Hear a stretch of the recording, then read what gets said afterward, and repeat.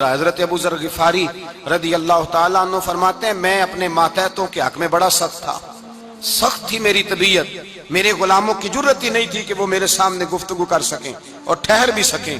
فرماتے ہیں جس دن میں کلمہ پڑھنے گیا، جس دن میں حضور کی بارگاہ میں، تو میں نے کہا حضور کوئی خاص نصیحت؟ تو نبی پاک نے فرمایا میری نصیحت تیرے لیے یہ ہے کہ جیسا تو نے کھانا ہے ویسا ہی غلام کو کھلانا ہے، جیسا تو نے پہننا ہے ویسا ہی غلام کو پہنانا ہے۔ حضرت ابو ذر کہتے ہیں جو میرے اندر کمی تھی وہی میرے نبی نے نصیحت کر دی، جو میرے اندر کوتاہی تھی وہی غیب جاننے والے رسول نے بتلا دی۔ فرماتے میں گھر گیا، جب میں جاتا تھا تو ملازموں کا سانس خشک ہو جاتا تھا، وہ کانپنے ہانپنے لگتے تھے کہ جانے اب یہ کیا کرے گا۔ حضرت ابو ذر غفاری فرماتے میں گیا، ایک شخص سے میں نے کہا کھانا پکاؤ، کھانا پکایا، دسترخوان پہ لگایا اور اپنے سارے ملازموں کو کہا آؤ یار میرے ساتھ بیٹھ کے روٹی کھاؤ، آؤ سارے میرے ساتھ بیٹھ کے کھانا کھاؤ۔ فرماتے ہیں انہوں نے کھانا کھایا، پھر میں ان کو بازار لے گیا، جیسے کپڑے میں پہنتا تھا ویسے ہی میں نے ان کے لیے بھی خریدے۔ فرماتے ہیں میرے غلام کہنے لگے آقا خیر تو ہے نا، خیریت تو ہے نا، کیا ہوا؟ مزاج مبارک تو ٹھیک ہے، کیا ہو گیا؟ اور یہ جو ہم فضا کو اتنا خوبصورت دیکھ رہے ہیں اور یہ جو ہم اتنی پیاری ریم جھیم برستی دیکھ رہے ہیں، یہ جاری رہے گی یا ایک دن کی ہے؟ تو حضرت ابو ذر غفاری رو پڑے، کہنے لگے اب تمہیں ابو ذر غفاری بدلا ہوا ملے گا، اس لیے کہ اب میں وہ نہیں رہا، اب میں رسول اللہ کا کلمہ پڑھ کے غلام مصطفیٰ بن گیا ہوں، اب میں بدل گیا ہوں، میری طبیعت بدل گئی۔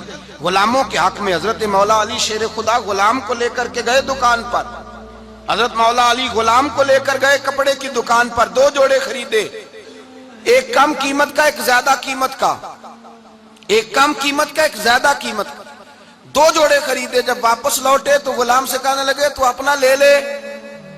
غلام کو پتا تھا کہ اس زمانے میں ہوتا کیا تھا، اس نے کم قیمت کا جوڑا اٹھایا۔ حضرت علی فرمانے لگے عجیب آدمی ہے، یہ تو تیرا نہیں، یہ تو میرا ہے۔ اس نے کہا حضور کس طرح سے؟ آپ فرمانے لگے تیرے لیے قیمتی جوڑا اس لیے خریدا ہے کہ تو جوان ہے، اور میں نے اپنے لیے اس لیے چھوٹا خریدا ہے کہ میں تو اب بوڑھا ہو گیا ہوں، مجھے تو حاجت نہیں۔ کہنے لگا حضور بوڑھے اور جوان کا مطلب نہیں، آپ علی ہیں، من کنت مولا فہذا علی علی مولا، علی مولا، آپ چونکہ مولا علی ہیں اور آپ امیر المومنین ہیں، لہذا آپ نے تخت پر بیٹھنا ہے، آپ نے سلطنت کو چلانا ہے، آپ پہنیے۔ تو حضرت علی فرمانے لگے تو میرا غلام بنا ہے نا، تو نے ابھی میرے نبی کا دیدار نہیں نہ کیا، تو بعد میں آیا ہے نا، اگر تو اس دور میں ہوتا تو جان جاتا کہ یہ عمل میرا ہے، پر اس کے پیچھے جو نصیحت کے پھول ہیں وہ مصطفیٰ کے عطا فرمائے ہوئے۔ تو بھائی یاد رکھیں نبی کریم سید عالم صلی اللہ تعالی علیہ وآلہ وسلم نے تعین فرمایا مزدور کے حقوق کا، تعین کیا۔ حضرت حکیم بن حزام کہتے ہیں میں حضور کی بارگاہ میں بیٹھا تھا تو نبی پاک صلی اللہ علیہ وسلم سے میں نے کہا یا رسول اللہ آپ کو کون سا آدمی پسند ہے، کون سا محنت کرنے والا پسند ہے؟ تو حضور نے فرمایا جس کے دونوں ہاتھ کام کریں، دونوں پیر چلیں اور اس کی پیشانی پر پسینہ آئے، وہ بندہ مجھے بڑا اچھا لگتا ہے۔ جس کی پسینہ آئے، آج لوگ مزدوری نہیں کرتے، دائیں بائیں دیکھتے ہیں، لوگ اپنے اندر وہ توانائی، وہ غیرت، وہ خودداری پیدا نہیں کرتے۔ بھائی گردن کو جھکا دیتا ہے خیرات کا پتھر، جہاں میں مانگنے والوں کے سر کبھی اونچے نہیں ہوتے۔ اور ایک بار کہنے لگے غیرت ہے بڑی چیز جہاں نے تگ و دو میں، پہناتی ہے یہ فقر کو تاج سردارا۔ اپنے اندر یہ توانائی پیدا کرنی چاہیے، یہ کوشش کرنی چاہیے۔ میرے نبی کریم صلی اللہ علیہ وسلم نے فرمایا تمہارے بعض گناہ ایسے ہیں جو صرف تم مزدوری کرنے جاؤ گے تو اللہ تمہاری مزدوری کی وجہ سے ہی تمہارے گناہ معاف فرما دے گا، اللہ تمہاری محنت اور کوشش کے سبب سے تمہاری ان غلطیوں سے درگزر فرمائے گا۔ حبیب کریم سید عالم صلی اللہ علیہ وسلم نے فرمایا مزدور جب قیامت کے دن آئے گا، بھئی عالم تو آیا، صوفی تو آیا، درویش تو آیا، صحابہ تو آئے، ان کا آنا تو شفاعت کے لیے شمار کیا گیا۔ میرے مصطفیٰ نے فرمایا جب مزدور آئے گا، مزدور کی سب سے بڑی غلطی یہ ہے کہ مزدور اپنے آپ کو نیچ سمجھتا ہے، مزدور کی سب سے بڑی غلطی یہ ہے کہ یہ اپنے آپ کو چھوٹا سمجھتا ہے، اس کی زیادتی یہ ہے کہ یہ اپنی سوچ کو بڑا نہیں کرتا، یہ سمجھتا ہے نہیں کہ بھئی میں تو دو ہاتھوں کی محنت کی کمائی کھاتا ہوں، یہ آرزوئے کرم اور میں آپ سے کروں، یہ بھیک اس کو دیجئے جس کا خدا نہ ہو۔ مزدور کی زیادتی یہ ہے کہ یہ اپنے آپ کو چھوٹا جانتا ہے. میرے مصطفیٰ نے فرمایا جب مزدور محنت کرنے والا قیامت کے دن آئے گا تو اس کا چہرہ اس طرح چمکے گا جس طرح 14ویں کا چاند چمکا کرتا ہے. اس قدر اس کا چہرہ چمکے گا جب آئے گا وہ صبح قیامت.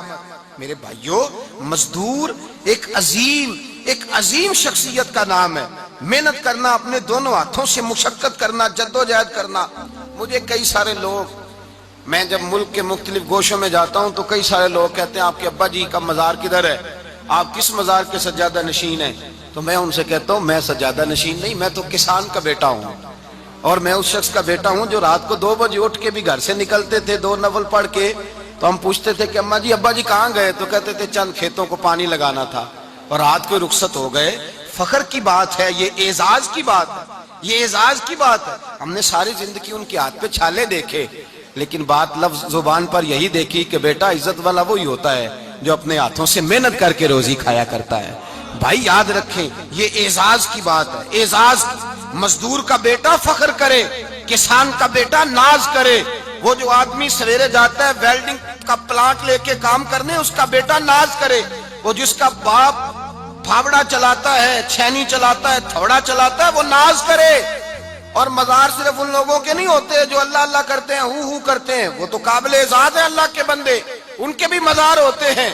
مزار وہ بھی ہوتا ہے جس کو میرے مصطفیٰ نے فرمایا القاسب حبیب اللہ، جو محنت کرتا تھا، ہاتھوں سے جدوجہد کرتا تھا، وہ بھی تو اللہ کا دوست ہے نا. اس کا بھی تو مزار ہے نا، اس کی بھی تو قبر پر انوار ہے جو اللہ کا محبوب ہو کے گیا. تو بھائی اپنا اعزاز جانے سمجھے اس بات کو. میرے مصطفیٰ کریم صلی اللہ علیہ وسلم مزدور کو عزت دیتے، وقار دیتے. اور جو حضور کے گھر میں خادم ہوتے ان کی ناز برداری کرتے. ہمارے گھر میں جو بی بی برتن دھوتی ہے وہ ہمارے ساتھ بیٹھ کے روٹی نہیں کھا سکتی، اس کو یہ اجازت نہیں ہوتی. ہمارا جو مزدور ہوتا ہے نا، ایک صاحب کہنے لگے یہ بچہ میرے پاس کام کرتا ہے، اس کے ابا جی بھی کرتے تھے. تو میں نے کہا اس کا مطلب یہ ہے کہ تم نے آگے نہیں بڑھنے دیا. تم نے کہا مزدور ہی رہنا ساری زندگی، یہی رہنا میرے پاس، آگے نہ بڑھنا. میرے مصطفیٰ کریم سید عالم صلی اللہ علیہ وسلم کے پاس جو لوگ کام کرتے تھے، محنت کرتے تھے، مشقت کرتے تھے. ہمارا ملازم ڈرتا ہے، کامتا ہے، وہ بات کرتا ہے تو صاحب جی کہتے کہتے زبان تھکتی ہے. 100 دفعہ موڈ کو دیکھتا ہے، گالیاں کھاتا ہے بیچارہ، اس کی عزت نفس کو اچھالا جاتا ہے، اس کو رسوا کیا جاتا ہے. اور وہ بیچارہ رات کو رضائی میں منہ دے کے روتا ہے کہ یار میرے نصیب صرف اس لیے کمزور ہیں کہ میں غریب کے گھر میں پیدا ہوا ہوں. ہم احساس نہیں کرتے. اور مزدور کو کبھی موقع مل جائے جان چھوٹنے کا تو بھاگ جاتا ہے. ہمارا کردار اور اخلاق ایسا نہیں ہوتا. حضرت زید بن حارثہ رسول اللہ کے غلام تھے، نبی پاک کے گھر میں جھاڑو دیتے تھے، برتن مانجتے تھے. یہ بچپن میں اپنے قبیلے سے گم ہو گئے تھے، کسی نے اغوا کر کے لا کر کے بیچ دیا، گم ہو گئے تھے. حضور کی بارگاہ عالی مرتبت میں لائے گئے. حضرت زید بن حارثہ سارا دن کام کاج کرتے. کوئی آدمی آیا ان کے علاقے کا، مکہ مکرمہ، ان کو پہچان کر واپس گیا ان کے قبیلے میں اور جا کے بتلایا کہ تمہارا بیٹا تو محمد ابن عبداللہ صلی اللہ علیہ وسلم کے پاس. اس وقت حضور نے بھی اعلان نبوت نہیں فرمایا تھا. ان کے والد حارثہ چچا لینے آئے اور نبی پاک کے پاس آئے تو 2 تھیلیاں شرفیوں کی بھر کے لائے. کہنے لگے حضور یہ پیسے لے لیں، 2 تھیلیوں میں پیسے ڈالیں، دینار ہے، درہم ہے، حضور لے لیں، ہمارا بیٹا دے دیں. نبی پاک صلی اللہ علیہ وسلم نے فرمایا تمہیں غلطی لگ گئی ہے، پیسے پیچھے ہٹاؤ، میں زید کو بلاتا ہوں. میں زید کو، ادھر دیکھیے گا، میں زید کو، میں اسے بلاتا ہوں. اگر وہ جانا چاہے تمہارے ساتھ تو مجھے اعتراض نہیں، لے جانا. چچا اور باپ کہنے لگے آپ عجیب بات کرتے ہیں، وہ غلامی چھوڑ کے نہیں جائے گا. آپ عجیب بات کرتے ہیں، وہ مزدوری چھوڑ کے بادشاہی اختیار نہیں کرے گا. ہم کھاتے پیتے لوگ ہیں، اس کی ماں ترس گئی ہے اس کو ملنے کو، بہنیں روتی ہیں، وہ جائے گا نہیں. میرے حبیب نے فرمایا تم نے ابھی یہ ذائقہ چکھا نہیں، تمہیں اس کا پتہ نہیں. تو میں بلاتا ہوں، اگر جانا چاہے تو پیسوں کی ضرورت نہیں، لے جانا. حضرت زید کو پیغام دیا، آئے. حضور نے فرمایا وہ تمہارے والد کھڑے ہیں، وہ چچا ہیں، لینے آئے ہیں. جناب زید گئے، باپ کے گلے سے لگے. بچھڑے ہوئے باپ بیٹا ایک دوسرے کو مل کے کھل کے روئے. کہا بیٹا تیری ماں کی آنکھیں پتھر ہو گئیں تیرا رستہ دیکھ کے، تیری بہنیں ترستی ہیں تیرے چہرے کے دیدار کو. بیٹا وہ گلیاں بھی روتی ہیں جن میں تو کھیلا کرتا تھا، پر اب فکر کی بات کوئی نہیں، اب کوئی پریشانی نہیں، میں پیسے لایا ہوں تجھے لے جاؤں گا۔ نبی پاک صلی اللہ علیہ وسلم نے دیکھا نا جب باپ بیٹے کی گفتگو ہو گئی، آنسو بہ گئے، بوجھ ہلکے ہو گئے، تو میرے کریم نے فرمایا زید اگر تم چچا کے ساتھ والد کے ساتھ جانا چاہو تو میری طرف سے اجازت ہے، تم جا سکتے ہو۔ یہ لفظ کہے تو جناب زید دوڑ کے حضور کے قدموں میں آ کے بیٹھ گئے، حضور کے قدموں میں بیٹھ گئے، اور گویا فاضل بریلوی علیہ رحمہ نقشہ بیان کرتے ہیں، کہنے لگے تیرے قدموں میں رہوں غیر کی ٹھوکر پہ نہ ڈال، میں جھڑکیاں کھاؤں کہاں چھوڑ کے صدقہ تیرا، اور تیرے قدموں میں جو ہے غیر کا منہ کیا دیکھے، کون نظروں پہ چڑھے دیکھ کے تلوا تیرا۔ کہنے لگے حضور میں نے نہیں جانا، میں یہیں رہوں گا۔ چچا اور باپ نے دیکھا تو کہنے لگے بیٹا تو غلامی چھوڑ کے نہیں جائے گا، تو ملازمت چھوڑ کے بادشاہی میں نہیں جائے گا۔ تو آپ کے والد کو آپ فرمانے لگے ابا جی ذرا 2 گھڑیاں یہاں رہ کے تو دیکھیں، یہاں 2 گھڑیاں رہ کے تو دیکھیں۔ فرمایا یہاں ملازموں کا وہ اعزاز ہے جو شہزادوں کا ہوا کرتا ہے، یہاں خادموں کی وہ عزت ہے، اور پتہ پھر ان کو مقام کیا ملا، یہ واحد شعبیاں جن کا نام اللہ نے قرآن پاک میں بیان فرمایا ہے، نام اللہ نے قرآن مجید میں بیان فرمایا۔ حضور کا اپنے غلاموں کے ساتھ جو تعلق تھا، اپنے ملازموں کے ساتھ جو رشتہ تھا، بڑا آدمی آتا ہے نا، بڑا آدمی تو لوگوں کی سانس سوکھ جاتے ہیں، اٹھ کے ملتے ہیں، بڑا کچھ کرتے ہیں۔ مزدور آتا ہے تو لوگ اوے کہہ کے پکارتے ہیں، ان کو خبر ہی نہیں کہ اس شخص کا اعزاز کتنا ہے۔ حضرت انس بن مالک رضی اللہ تعالیٰ عنہ فرماتے ہیں میں چھوٹا سا تھا، میری اماں مجھے حضور کے گھر چھوڑ گئی، میں نے 10 سال نوکری کی نبی پاک کی۔ کتنے سال بولیے؟ 12ویں دن لوگ کہتے ہیں بس بھائی ختم ہو گیا، اب فرینکنس ہو گئی ہے، اب جو مرضی تیرے ساتھ کریں گے۔ 10 سال نوکری کی میں نے، لیکن جناب انس فرماتے ہیں نبی پاک نے کبھی مجھے اف تک بھی نہیں کہا تھا، اف تک بھی نہیں کہا تھا، اف تک بھی۔ حضور نے بھیجا جاؤ فلاں آدمی کو بلا کر کے لاؤ۔ حضرت انس بن مالک رضی اللہ تعالیٰ عنہ فرماتے ہیں میں بلانے گیا، بچہ تھا چھوٹا سا، رستے میں بچے کھیل رہے تھے تو میں ان کے ساتھ کھیلنے لگا، محو ہو گیا، مجھے پتہ ہی نہ چلا وقت کا۔ حضور نے جب مجھے بھیجا تو فرمایا جلدی جانا اور جلدی آنا، اب مجھے خبر ہی نہیں، بڑی دیر ہو گئی۔ حضور وہاں انتظار کر کر کے خود تشریف لائے، کہتے جب نبی پاک آئے تو میں بچوں کے ساتھ کھیل رہا تھا، حضور نے جب مجھے کھیلتے ہوئے دیکھا، میری اچانک نظر پڑی تو میرے ہوش اڑ گئے۔ حضور نے تو کہا تھا جلدی آنا، اور میں یہاں کھیلنے لگا، یہاں اتنا الجھا کہ مجھے خیال نہیں رہا کس کام آیا ہوں۔ حضرت انس فرماتے ہیں میں ڈرنے لگا، جیسے جیسے حضور قریب آتے میری ٹانگیں کانپتی۔ فرماتے ہیں جب نبی پاک قریب آئے تو قربان جاؤں معصوم آمنہ کے، فرماتے ہیں حضور نے میری گردن پہ تھپکی دی، اور حضور نے ہنس کے فرمایا او بھائی لگتا ہے تو کھیل میں گم ہوا ہے تو تجھے یاد ہی نہیں رہا میں نے کس کام بھیجا تھا، تجھے یاد ہی نہیں رہا۔ کہا یا رسول اللہ صلی اللہ علیہ وسلم میں بھول گیا تھا، میں ابھی جاتا ہوں۔ کیا انداز ہے، کیا شفقت ہے، کیا رنگ ہے۔ حضور میں ابھی گیا اور ابھی آیا۔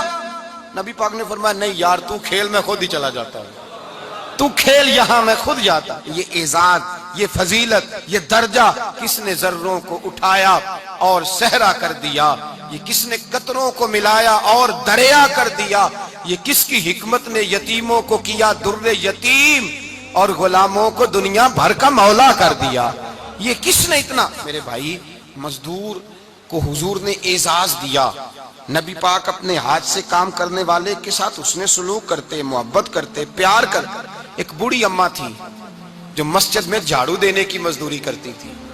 کیا کام کرتی تھی؟ دعا کریں اللہ ہم سب کو مسجد کی صفائی کی توفیق عطا فرمائے۔ بوڑھی اماں تھی، مسجد کی صفائی کرتی تھی، نوکری کرتی تھی، بیمار ہو گئی، بخاری شریف میں موجود ہے۔ اللہ کے محبوب صلی اللہ علیہ وسلم روز تیمارداری کرنے جاتے، ایک وقت ایسا آیا کہ دن میں 2 مرتبہ حضور تیمارداری کرنے جاتے۔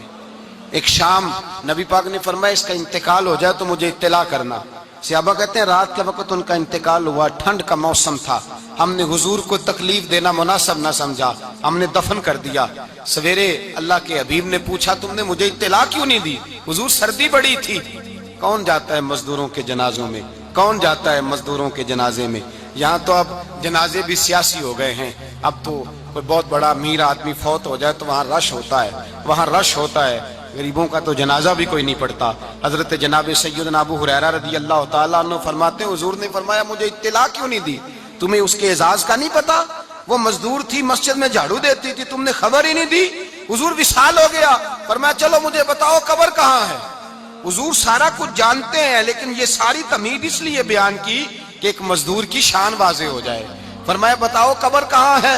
صحابہ کہتے ہیں ہم قبر پہ لے گئے تو میرے نبی نے فرمایا صفے بناؤ میں دوبارہ جنازہ پڑھاؤں گا۔